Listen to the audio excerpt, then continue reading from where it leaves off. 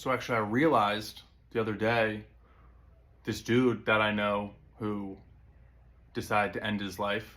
I had just heard about another kid that I went to high school with that is no longer with us. I don't know um, what happened exactly, but if I were to guess, uh, it was the same thing.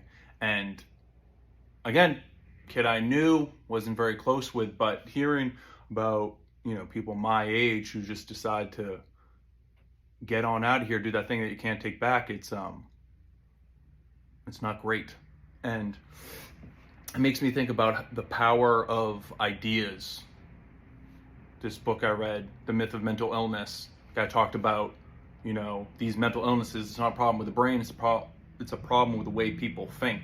People holding ideas that don't line up with society. An example: the Salem witch trials back in the day. It was completely acceptable to be like, oh, this person is a witch. Let's burn them or hang them. Like, that was mainstream society, not some fringe cult. Whereas today, that is not acceptable to be like, oh, this person's a witch. I think we should burn them.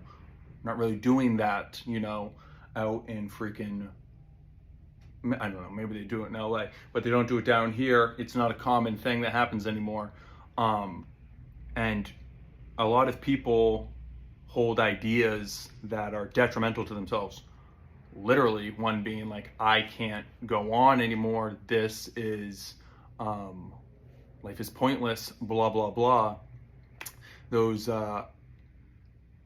ideas that bring people down, in some cases, end their lives. Because for the most part, like, if you're in your early 30s and you don't have kids or anything, like, your life is redeemable. Like, you can figure it out. And I think when you're at your lowest point, you're actually the closest to freedom.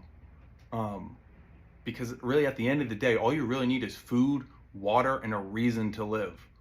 One time when I was in quite a lull, ended up quitting my job, going and spending 10 days meditating in silence, had no future lined up, didn't know what was going to happen, didn't know how I was going to make money, very concerned, took away everything, spent 10 days, complete silence, 2 meals a day, 2 half pieces of fruit at night, water, and that was it, and everything was fine.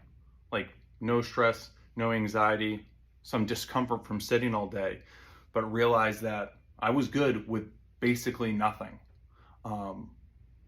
And the only time I felt like bad was when I realized I was thinking, having thoughts about the future of an unwanted outcome. But right there, namaste, take a deep breath, everything was fine. And obviously there are circumstances, let's say maybe you've been a, terrible serial pedophile, and then it comes out and you're about to go to prison, you're not having a good time, and you decide to, maybe that's acceptable.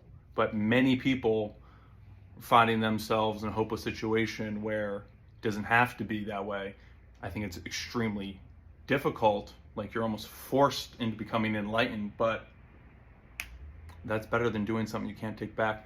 And unfortunately, I think that the way things are going, like, that type of stuff is going to happen more and more.